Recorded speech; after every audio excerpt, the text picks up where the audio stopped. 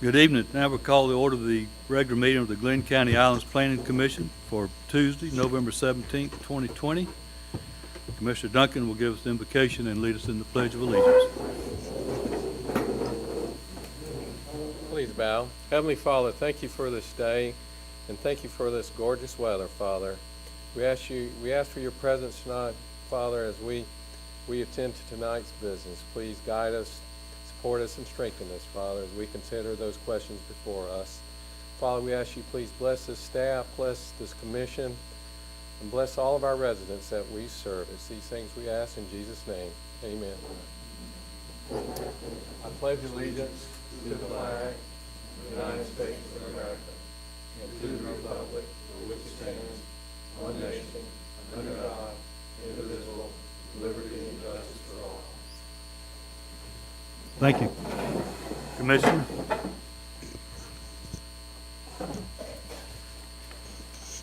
I'd like to review the meeting procedures. The Islands Planning Commission allows public comments for site plans and village preservation permits.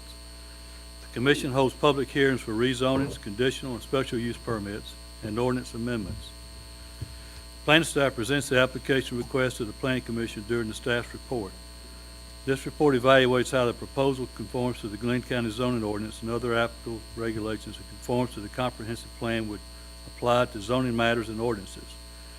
Applicants shall have the opportunity to present their request to the Planning Commission. It is responsibility of the applicant to make presentations on request and to address any conditions or factual findings with which they do not agree. Public hearings and public comments will be limited to 30 minutes for each opposing side with a maximum of 5 minutes allocated to each speaker. Comments will be limited to relevant information regarding your position and should avoid being repetitious. If your group has a spokesperson, please allow that individual to present your group's position in the time allotted. The applicant may then provide a rebuttal to any testimony. The chairman may terminate testimony if it becomes repetitive. The chairman will terminate a speaker's time if the speaker begins personal attacks. Your cooperation in this process will be greatly appreciated. This time, the first order on the business of the agenda is to approve the minutes of the Joint Planning Commission special call work session held October 14, 2020, and the regular Islands Planning Commission meeting held October 20, 2020, subject to any necessary corrections. Commissioners? I move we approve the minutes of the joint work session on October 14th as written. Any discussion? All in favor? Raise your right hand. Any abstentions? Mr. Lee, thank you. All opposed? Now, what about the October 20, 2020 minutes? Mr. Chairman, I don't have specific language to suggest, but I think with respect to CUP 4514, the minutes don't reflect the reason why the deferral was voted on, and I think that they should. I can provide language to Janet later if you want to do that, but there was a discussion about the fact that a portion of the property that was under the request was not owned by the applicant, and that was the part of the reason, at least I think, at least for me, that was the reason for the deferral, and that's not reflected in the minutes. I think that's correct. So if you can provide that to Ms. Loving and state that for the record.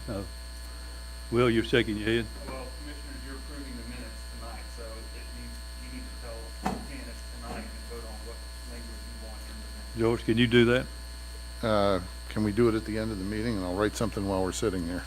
Yeah, Okay. that's fine. All right. Mr. Chairman, I would like to move that we add an item to the agenda to talk about requesting the Board of Commissioners institute an oath and a swearing-in ceremony for Planning Commission members in 2021. I'm going to rule that out of order. There's no requirement by the county that any oath be presented, and I suggest that this would go to the Board of Commissioners first before we take any action on that. So That's all I'm asking, is that we submit a request to the Board of Commissioners. That's what my motion was. well, I think what I'm suggesting is that individually you go to the Board of Commissioners to make that request. And we've had this discussion about this Commissioner Ragsdale, that there's no requirement, we don't need to take time up right now doing that, so I'm gonna rule that out of order. I was not my made motion aware of up? this prior to this meeting. Is my motion out of order? Ruling it out of order. Public hearing CUP 4514, 104 East 13th Street conditional use permit.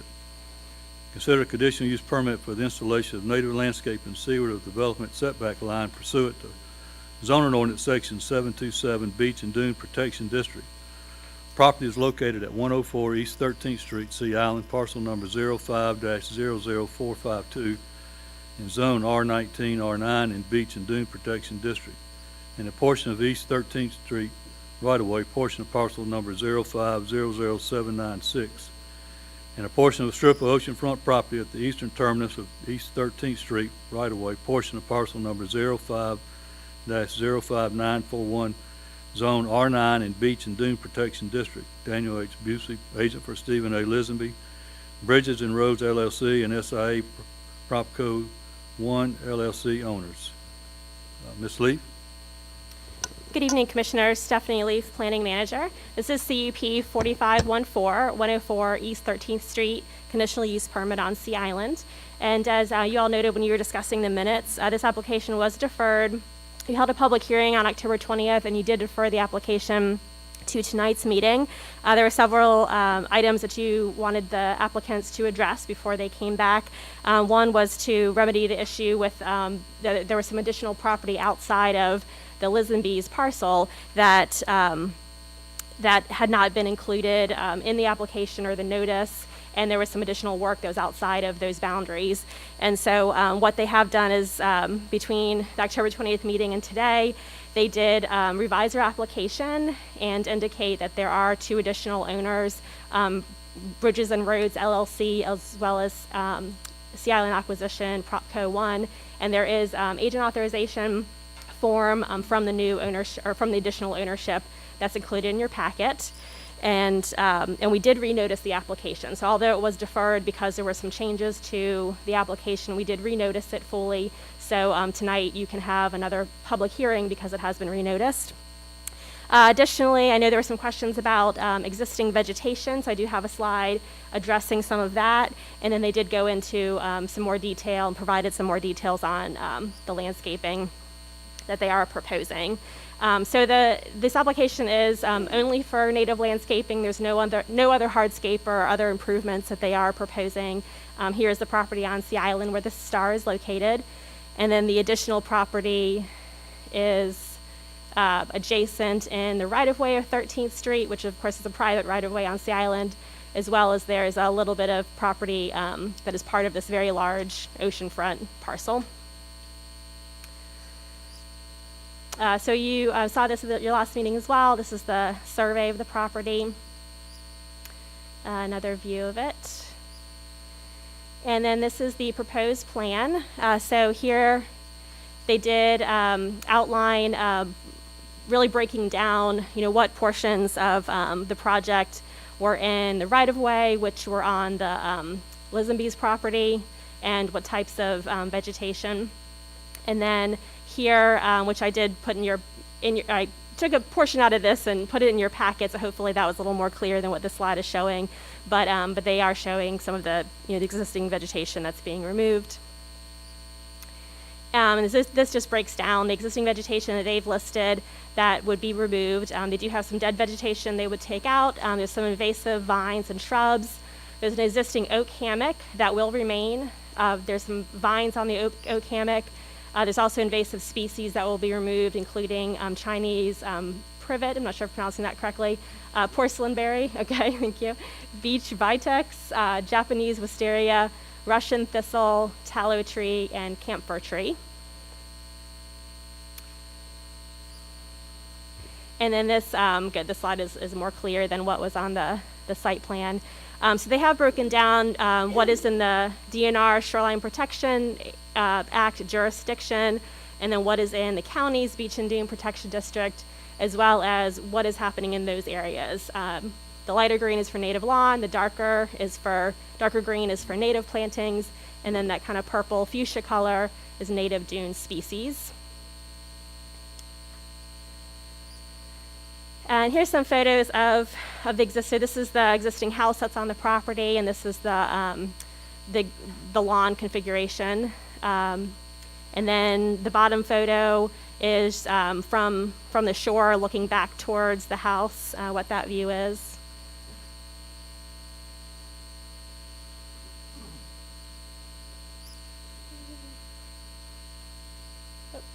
Okay. And then this is standing on the shore looking north from the property, and then this is looking south, just to show what adjacent properties look like along the dunes. And then these are, I have two newer photos because the property, the scope was expanded to this right-of-way.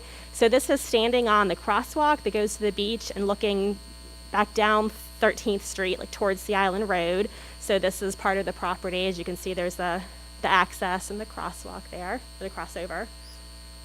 And then this is just standing on the beach, looking again towards the island along 13th, and a full view of that crossover and what those dunes look like now. And then these are your possible motions. And Mr. Busey is here representing the applicant. I think Ms. Strickland as well, if you have any questions of them, and I'm happy to answer questions as well. All right, any questions of staff?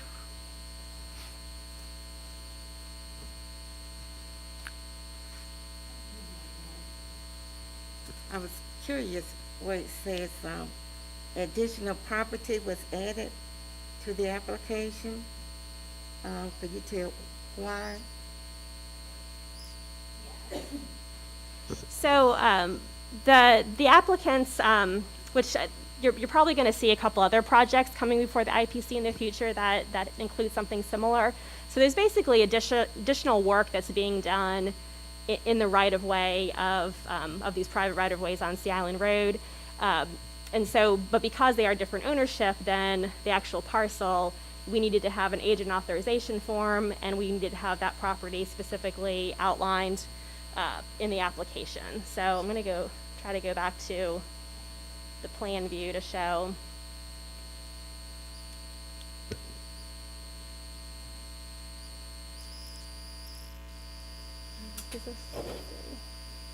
So the additional, let's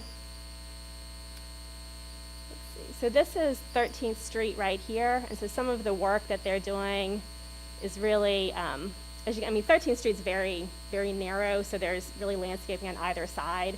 So some of the work is going to be within 13th Street, and a little bit of it comes out into what really is a separate tax parcel, really right over here, if I'm pointing in the right direction. And I think Mr. Busey can probably talk a little, or Ms. Strickland can talk a little bit more about that as well. But it's really just because the property expands outside of Mr. Lisenby's property, we wanted to make sure that we had authorization from all the other parties. Okay, with it expanding or the additional property, is any of that public, or is it all private? So all of the property is private. So the right-of-way that it's going into, we use the term right-of-way, but I mean, in this situation, it is a private right-of-way. It's not a public right-of-way. If it was a public right-of-way, it would be going through a different process. We would need to do a right-of-way encroachment permit that would go through our Board of Commissioners. But because this is private right-of-way, it can be handled in the same manner as we're doing the adjacent, private lot where the house is.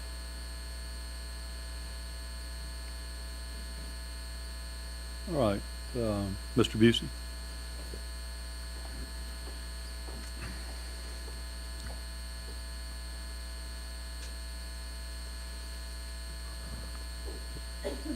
To Claire, this is on. State your name, please, for the Dan record. Busey, agent for Mr. Lisenby. The area that we're talking about was included in the last application, and I'm going to point to it real quick.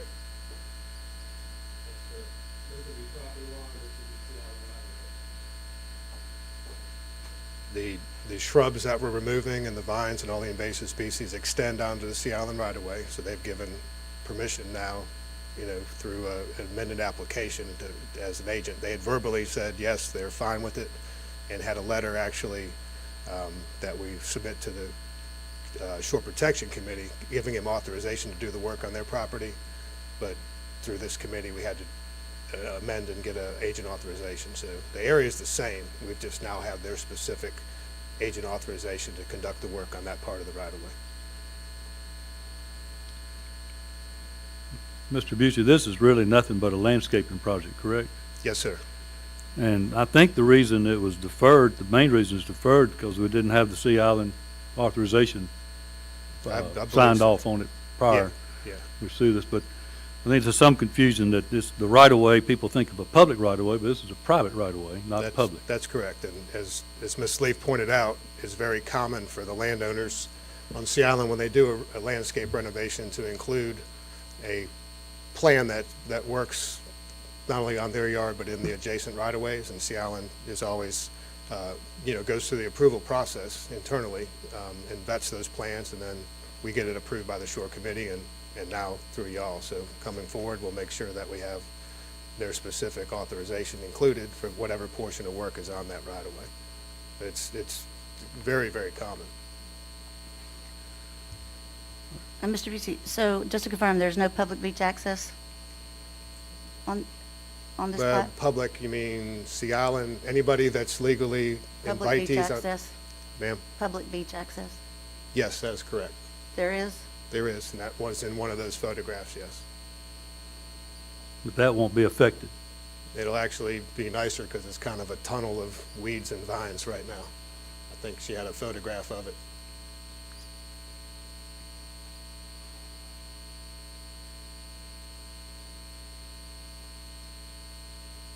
It's stuck.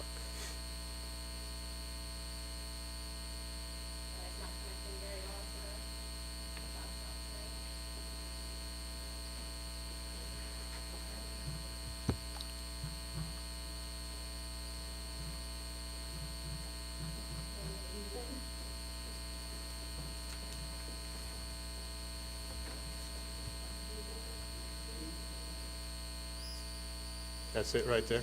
That's it. There it is. That's it. So all that vegetation on the right, where all those dead vines and dead trees are, that's part of what's being removed and replaced with the native landscape plan that Rachel has put together. And that would be on the Sea Island portion of the project. And keep in mind too, one thing, where you see the edge of the sand, right where that sand stops is the revetment. The sand is covering the existing revetment. So it's not a storm protection issue. This is on his property, except for the portion of thing behind the wall. Sea Island, of course, has renourished the beach, and the dune species and plants that they put out there are securing the sand out front. So this is, it's in the man's yard on the landward side of the rocks.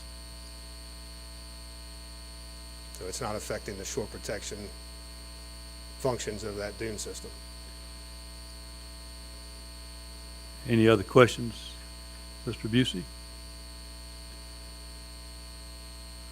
All right, thank you. This is a public hearing, so we'll open it up for any citizen like to come up to speak against this application.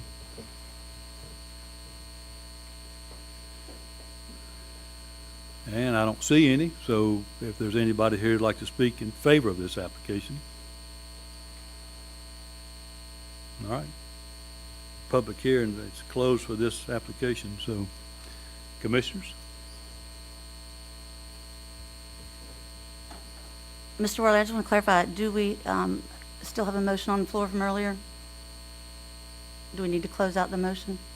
Because I seconded George's motion earlier before we make a new motion. Are you referring to the motion as I'm to the agenda? Mm-hmm. I believe the chair ruled that motion out of order, so that ended it unless you want to appeal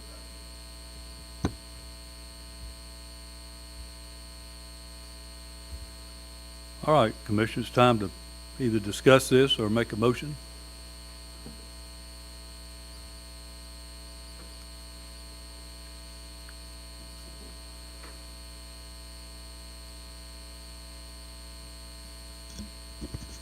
Mr. Chair, I'd like to make a motion. We recommend approval of CUP 4514 as presented, please.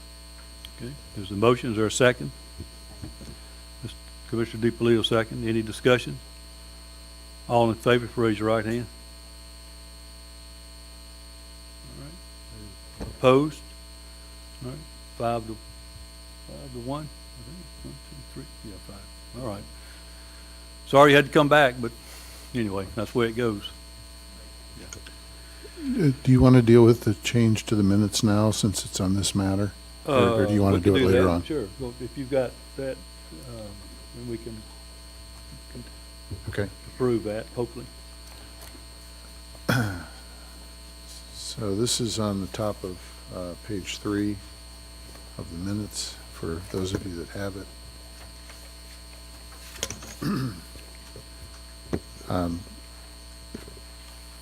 I would like to have this sentence inserted after the first sentence in that paragraph. So the first sentence says, "Discussion continued among the Planning Commission members who expressed concerns about environmental issues, inaccurate and lack of information in the staff's report." The sentence I'd like to add is, "It was pointed out that a portion of the property included in CUP 5414 is not owned by the applicant, and the agent for Mr. Listenby was not authorized to represent the owner of that additional property outside parcel 05-00452. All right. We've heard this addition to the minutes. And, George, this is in the form of a motion on your part, the addition? Yes, I move that the minutes be amended by adding that sentence at the top of page Is 3. there a second to that? A second, Ms. Kate? Any discussion? All in favor, raise your right hand. All right. Opposed? And 1 abstention. All right, thanks for cleaning that up. This is TA 4531, zoning ordinance and subdivision regulations amendments. Proposed minor amendments to the Glynn County zoning ordinance and subdivision regulations to provide for a change of formatting and minor text revisions required for republication of the regulations to an online ordinance hosting platform, MuniCode. All right, Ms. Leaf.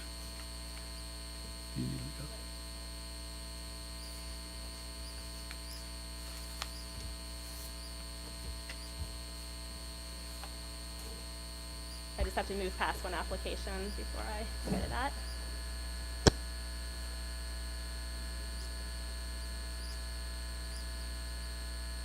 Okay. So this is TA 4531, zoning ordinance and subdivision regulation amendments.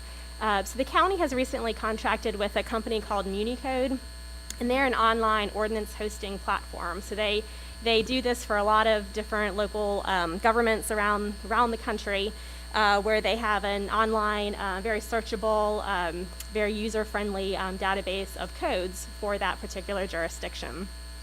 And so in order for us to migrate, and right now if you've ever used our code online, we do have our zoning and subdivision ordinances in PDFs on the website. So we do have them online, but this transition to MuniCode will make updates a little bit easier, as well as it is very searchable database, as I mentioned.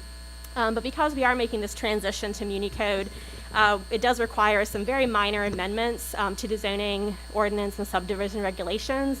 A lot of the amendments are really, they're typos or formatting, very, very minor, but it's really enough that we needed to do this formal amendment process through the county. So this actually did go, sorry about that. This did go to the Mainland Planning Commission at their last meeting, and they did unanimously recommend approval of this to the Board of Commissioners, and that'll come to you, and then it'll go to the Board of Commissioners in December. But just some examples of the changes. This is just a summary of what is being proposed. Things such as the word setback is just being, instead of 2 words setback, it's now setback. Right of way, it's kind of inconsistent how it's written throughout the ordinance. You kind of get the idea of really what we're looking at. There's a couple areas where we might refer to an exhibit as an attachment or an appendix to the code. That appendix may not actually be in the code. It might be on file in our zoning office. So just really reflecting, correcting those inaccuracies and just making sure that everything in the code is matching up with what's, what we do have. So this is a link to the draft code that is online. So it's not, it has not been officially adopted yet because we do have to go through this process, but this was a link if you wanted to kind of do your own look to see what kind of changes were there. And just for your view, I mean, this is just a screenshot of what Muni Code does look like. As you can see, there's the different categories. You'd click on any of those to get right to that section that you're looking for. You won't have to scroll through 20 pages to potentially get to where you're going to go. So this will hopefully, hopefully make finding information real user-friendly. So these are your possible actions to recommend approval of the ordinance amendment as presented. With modifications, defer this, or recommend denial. And I'm happy to answer any questions you have, as well as Mr. Worley is here to answer any questions as well. How much did we pay Munico to do this?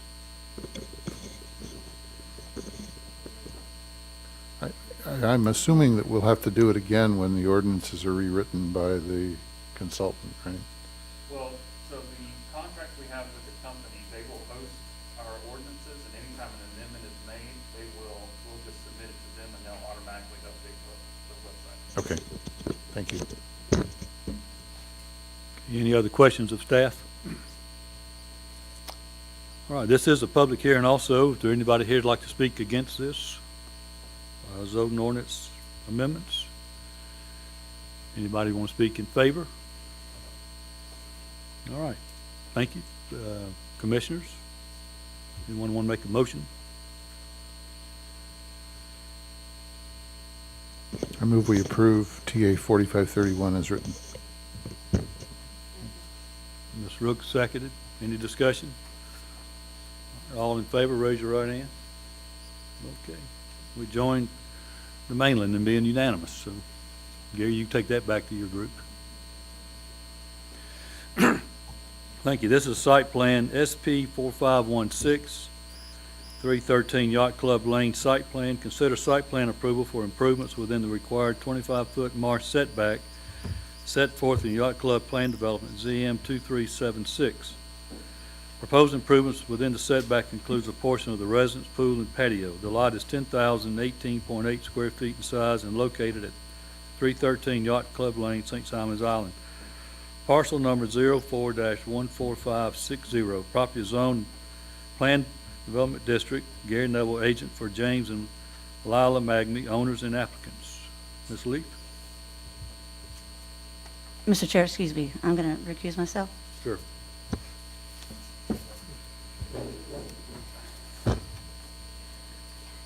Commissioners, this is SP 4516, 313 Yacht Club Lane. And this is a property where they are looking to do some improvements within that 25-foot Yacht Club PD setback. So I know you've seen a couple of these over the last year. They do have a portion of their house as well as part of the pool and the patio that would be within that 25-foot setback.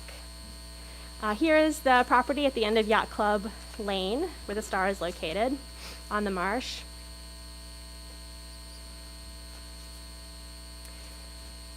And the property is currently undeveloped. It does not have a bulkhead. And just to kind of refresh your memory on the Yacht Club subdivision plat note. So this was a subdivision that was done in 2013. There is a plat note number 17, which is included on the recorded plat that does say this property is subject to a 25-foot buffer from the CMPA jurisdiction line, which is Coastal Marshlands Protection Act, and the Kingsway right-of-way as defined in the PD zoning text. So this will show where that plat note is. And then this is a copy of their 25-foot CMPA buffer as it potentially could have been. However, there is a process through state law that does allow, they can request a buffer determination that the county is involved in, and basically if there's over 18% of unbuildable area that would be created by meeting this 25-foot CMPA buffer that the state requires, then they could have a determination that there is no buffer required. And so according to this, there's a 30.4% of the development area would be impacted by the buffer. And this is just the language from the state code regarding that. And I did check with our engineering department who is involved in these buffer determinations. And they said on July 9th of 2020, there was a buffer determination done for this property and that there is no buffer per the state law. But that being said, the plan development text, of course, still has a 25-foot buffer. So that is why this project is before you today. And then this is just a copy of that buffer determination letter. What's the date on that letter, Stephanie? July 9th, 2020. Yes. And it was from our assistant county engineers who sent this letter. And then here's just a zoomed in version of an aerial view of the property. And then this is their proposed plans. This is a single family home that's proposed. And then this line right here represents the 25-foot buffer. This line right here represents the 15-foot. And if this was not in a PD that required the 25-foot buffer, and this was on another property that did not have this in the PD language, then there still would be a 15-foot setback. So they do meet the 15-foot setback from the CMPA, but of course the 25-foot applies here. So as you can see, this corner of the building encroaches. This is their patio, and then this is the corner of the pool that encroaches.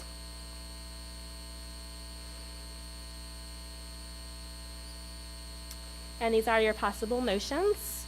And I'm happy to answer any questions. And Mr. Gary Neville is here representing the applicant. If you have any I questions of think him. earlier this year, we approved something similar to this in the same neighborhood.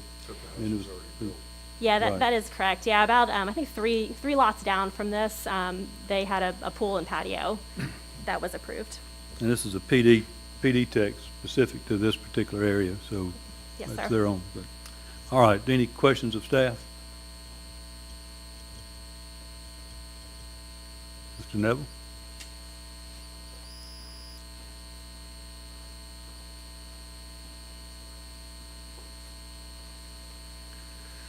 Gary Neville with Shoup Surveying, agent for the applicant, and basically we would wish that you would approve this application. Just reiterating what Ms. Leaf said, we've already gotten approval for the buffer exemption from the county, so there is only a 15-foot development setback as far as the county is concerned.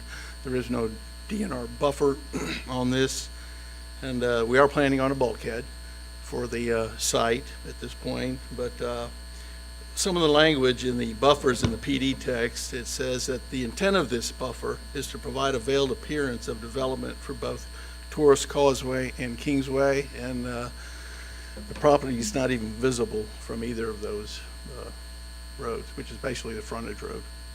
So, as I stated, we're requesting approval for this, and if you have any questions, I'd be happy to answer.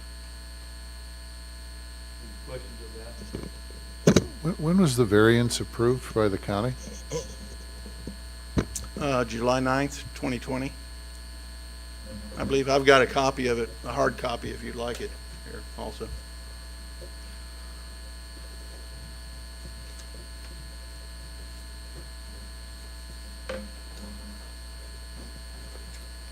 Commissioner Ragsdale, I hate to interrupt. Let me clarify that the county didn't grant an exemption. State law says that a buffer doesn't apply in this situation. So the only thing the county did was determine whether they meet the requirements of that state law exemption. Thank you. Thank you. Any other questions of the applicant? All right, thank you. This is a public, we do allow public comment. If there's anybody like to come up and speak in opposition to this application, if you'll come forward. All right, anybody want to speak for it, come forward.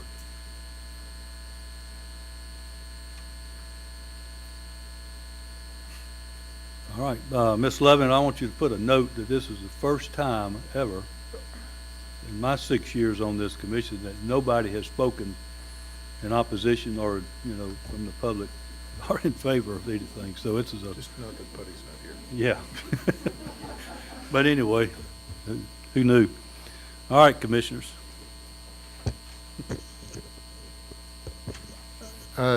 Given that the PD text requires a 25-foot buffer, does the applicant need a variance for that 25-foot buffer requirement in the PD? The way the language reads is that any improvements require site plan approval from the Islands Planning Commission. So as I may have noted in previous applications, there's been some inconsistency over the years of how this has been handled, and we've since clarified that, and we feel, you know, very confident that that language is specifically says any improvements would require site plan approval. So that seems to be the only process that would be required for anything within that 25. Okay, then I've got a number of questions about the site plan. You put a slide up there that indicated how much the total development was and how much the buffer area was. That note was not on the drawing?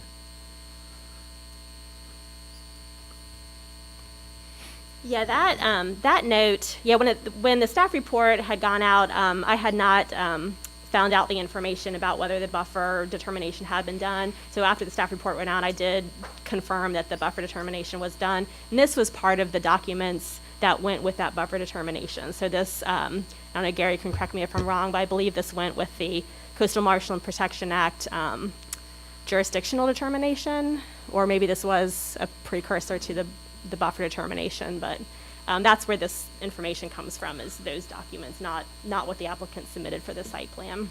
Well, the ordinance requires that it be on the drawing. Okay. Total acres and development acres, and that was not on the drawing. I also have a question for Mr. Neville. I apologize. I should have asked it when he was up there. Your note number 3 on the drawing says that this is not a boundary survey. Is that correct?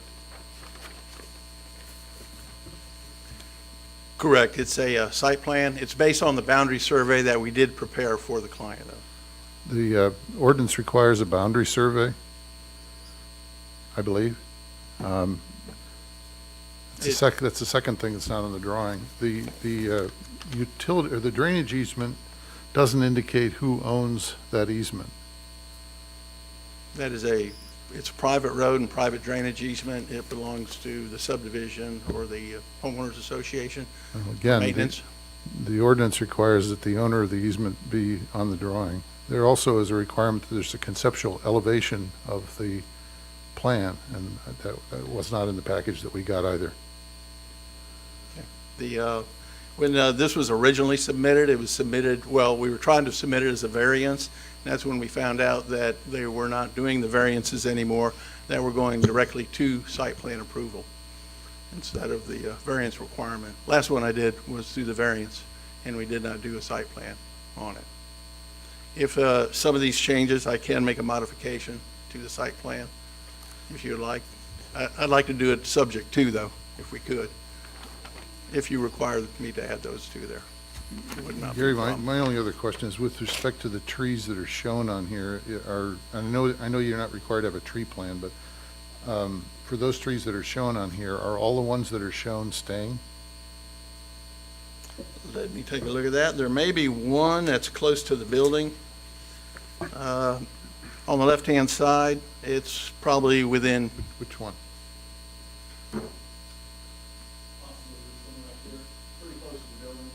Okay.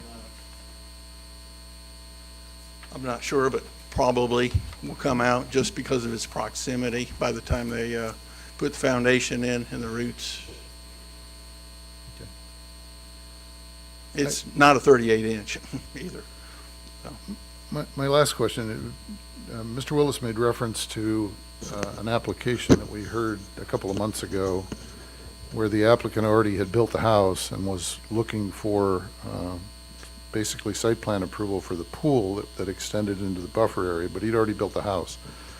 I guess my question is, at this point, with this being undeveloped, why is it necessary to extend into that 25-foot buffer area? Is there no other way to design this house, pool, and patio so that it doesn't extend beyond the 25-foot buffer? Well, I'm sure they could downsize probably some on that, but due to the odd-shaped lot and the size of the house that they were requesting, it's very narrow at the front. It's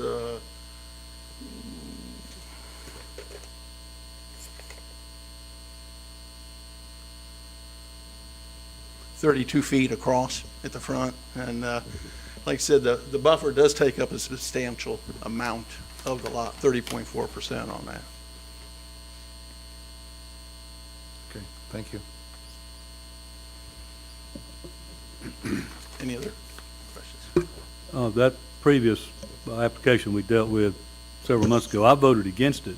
But I made a comment too. I hoped that the yacht club would come together and straighten all these lines out, because all this was done really when Sea Island owned the property Yes, sir. years ago. It was 2013. And it just, once the sale of the property went forward, nobody changed anything. And so that's why we're dealing with this now. But, you know, I think it's an onerous requirement, and I'm going to vote for this application because it is a narrow lot. I think they've done a good job. I mean, you look at the top portion of the house there, I guess that'd be the northern side. It's almost sawtooth just to make sure it fits. So I think it'd be unfair to ask the applicant to go back and come back with something else. But, you know, I don't think the yacht club's going to get everybody to agree to eliminate that 25-foot. It'd be like herding cats, I'm afraid, Right. because everybody would have to be on the application. How many more of these in there like this? There's at least two more, and they are actually on either side of this. It's lot 19 and lot In 17. the same type Yes, sir. scale of Both the pie lot? shaped, and they're just only probably less than 300 or 400 square feet larger than this lot. Okay. All right, thank you. Commissioners?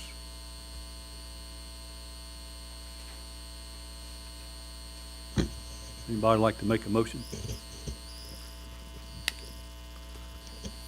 Before we do that, I mean, and, you know, these are, I know they seem to be technicalities, but to me, this application wasn't complete when it was presented to us. I pointed out 4 specific things that are required by the ordinance to be part of a site application, and they were not included. There was information that was presented in staff's presentation that we didn't get to see. The state's variance was 4 months ago, and it wasn't noted, and it was noted in the materials we got that was going to be investigated, but it was actually approved 4 months ago. Again, I think these are technicalities. I have no issue with the application, but it's just another example where I think this should not have been brought to us because it wasn't complete. Well, a motion could include all those technicalities to be included before any other work can begin. If that would help you out, George. Well, I don't disagree with you, Joel.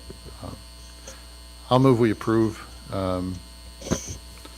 SP 4516, conditioned on the applicant revising the drawing to indicate the things that are deficient under the ordinance. Total acres and development acres, a boundary survey, the owner of the drainage easement, and a conceptual elevation for the proposed dwelling. All right, there's a motion, there's a second. All right, and Ms. Leaf, could you verify to the commission once you receive that information from the applicant? That Yes, it sir. has been done? Yep.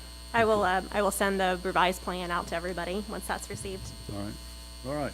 There's a motion, second, any discussion? All in favor of the motion as stated, please raise your right hand. Opposed and abstain? Did you abstain from this one? Your recusal. Got one recusal. All right. Thank you.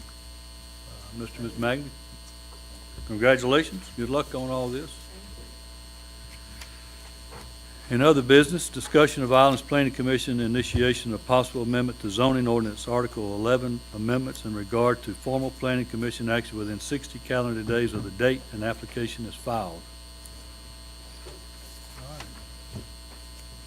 Will, you going to handle this? Yes, sir. So I'm sure the members will remember that earlier this year, we ran into a couple of instances where you had rezoning applications come to you very near the 60-day deadline for you to take action, and you wish to defer some of those to give yourselves more time to consider those, but we were up against that hard 60-day deadline.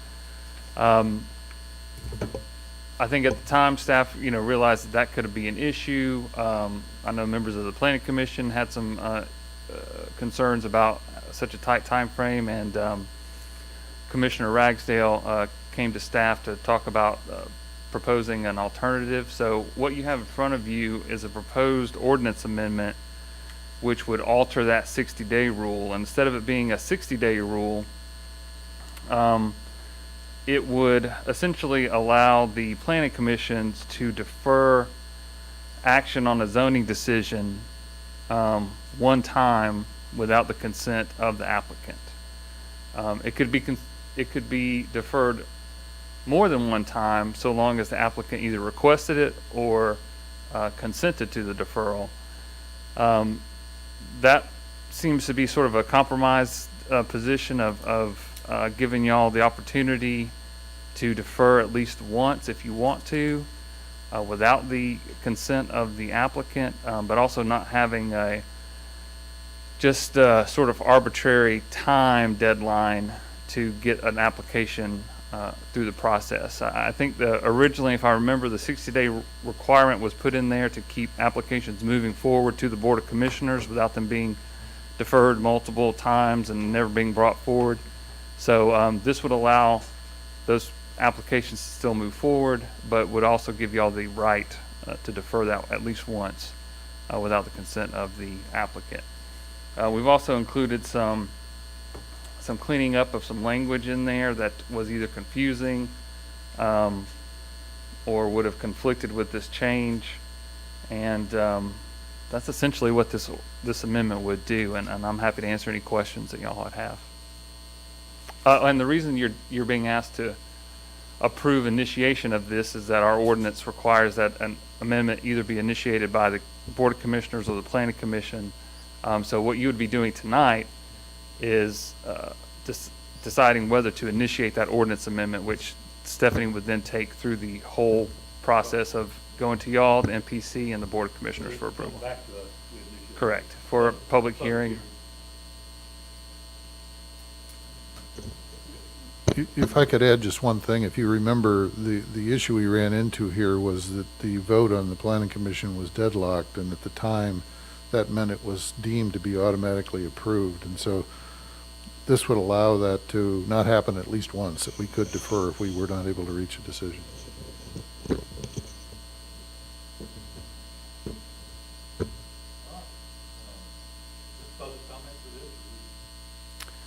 No, sir, unless you'd like to allow it. Commissioner, any questions? I have a couple of comments. After sitting through, listening to the last application and watching these, walking through these amendments to the zoning ordinances and realizing the importance of the changing of our zoning, there's going to be a lot of change with the turnover of commissioners, possibly on this commission. I want to revisit George's motion that he made earlier, and I want to appeal, Mr. Chairman, your decision to rule it out. Well, why don't we deal with this one first? I know, but this is discussion. So all of these changes that are being made, I do feel like it's important that going forward, we look at how these ordinances are going to be handled when many of us, will be rolling off. So just, Well, first of all, I'd like to have a motion from the floor on this initiate,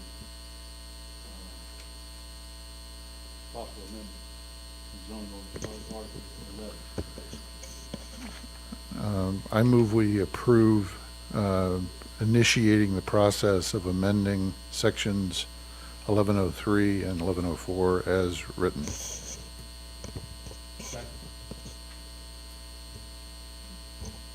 I'll second. Discussion. All in favor, raise Okay. your hand. Discussion. Go ahead. Okay. Yes, I second it. We put so much time in doing our zoning and ordinance, and and some of our applicants, they submit applications, come back later with the intentions of knowing they're going to change things. I guess my concern is we've spent so much time and money on zoning and ordinance, but then when applicants come before us, we end up changing back or doing whatever they want to do anyway. And I do have a concern with that, with us, having our ordinance and our zoning and all in place. And then when the applicant comes, we listen to them, whatever, and we change it, we go back on them. So, that is a concern that I do have. So, Thank you. Any other discussion on this, on the motion? Joel, I think I'd like to amend the motion because I left out 1106, and I just want to make sure that it covers 1103, 1104, and 1106, because that's what's in the document. All right, so noted. All right. Motion and second. Ready to vote? All in favor of the motion, please raise your right hand. All opposed? All right. Well, there's an appeal. What does that mean? Tell me. So, Mr. Chair, a member can appeal a ruling by the chair. I believe, Harley, you tell me if I'm wrong. 1103A1. You're, appealing the decision of the chair to rule George's motion out of order. So, No, not George's motion. I would like to appeal the chairman's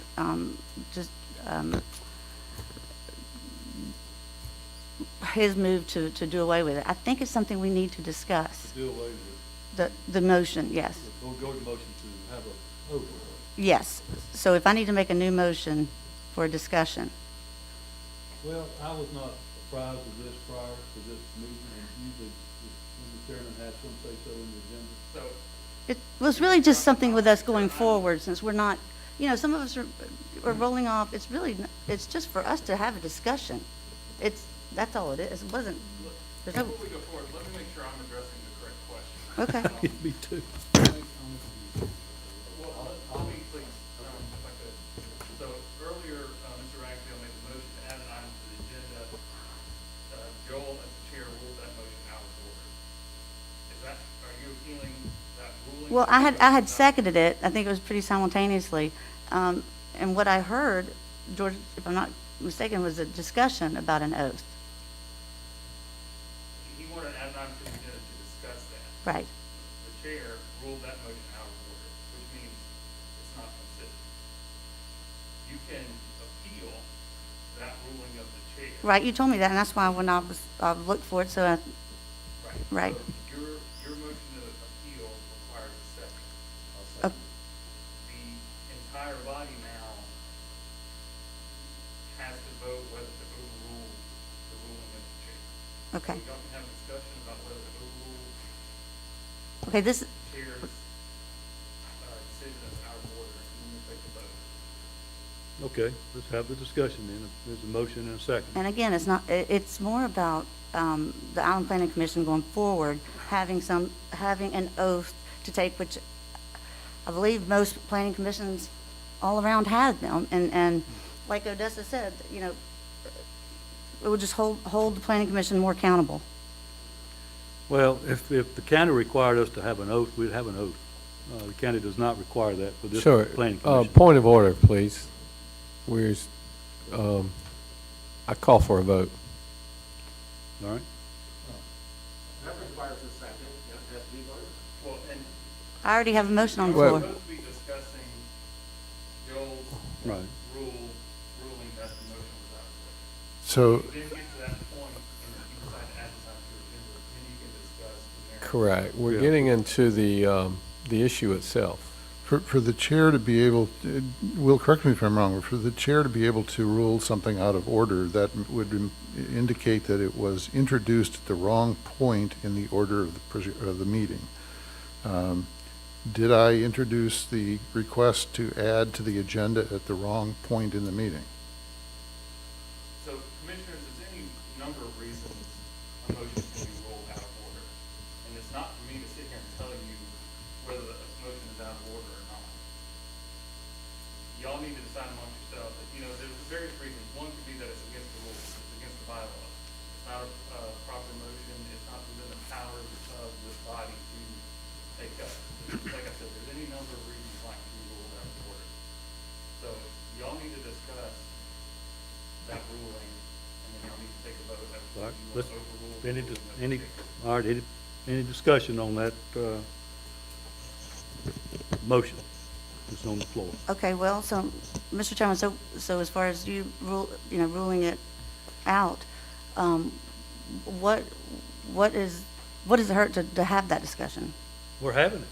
No. I'm not. I mean, why about his motion to discuss an oath?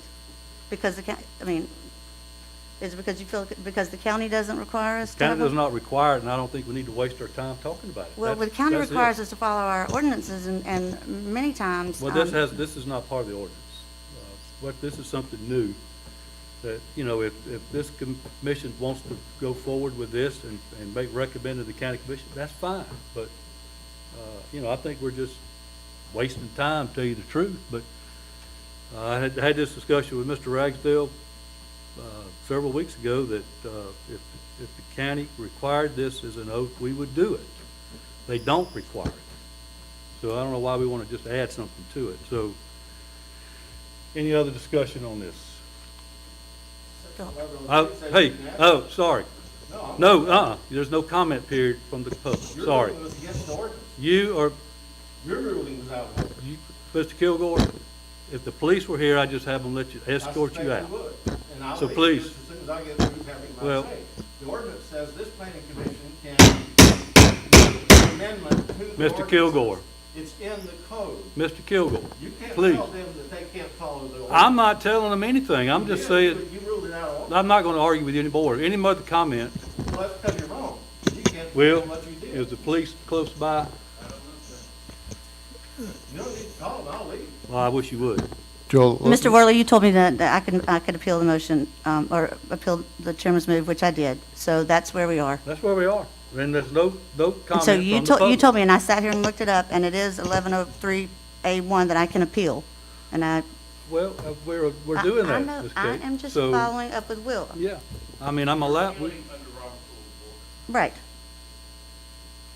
any other discussion on this issue? I just don't That's- see what it hurts to have the discussion. We're having it. I mean, I don't know. Not I'm talking about the discussion of an oath, but go ahead. That's what we're talking about. Mr. Ragdale's motion, Right now, we are On- about to vote on you dismissing it. Is that's that right. correct, Will? Is that the motion, Will? All right, You're voting on whether to overrule Joel's all right. ruling. So if you vote in favor to overrule, it would be an aye vote, correct? Okay, We just would so have we're to make a clear, new motion to discuss an oath. then we would have So the that. question on the table is whether the Island Planning Commission should overrule the chair's ruling that the motion's out of order. Right. So if you want to overrule it, you're a yes vote. If you don't want to overrule it, All I in know. favor of that motion, please raise your right hand. All opposed? All right. So, is that it? so I'll write it down to two. It was 4-2 4 to 2, opposed to that motion. so the appeal fails and your ruling stands. All right, so that's That's that. All right, I think that concludes our business. Yes, sir, I don't have anything for executive session. All right, well, I do want to wish everybody a very safe and happy Thanksgiving next week, and be safe.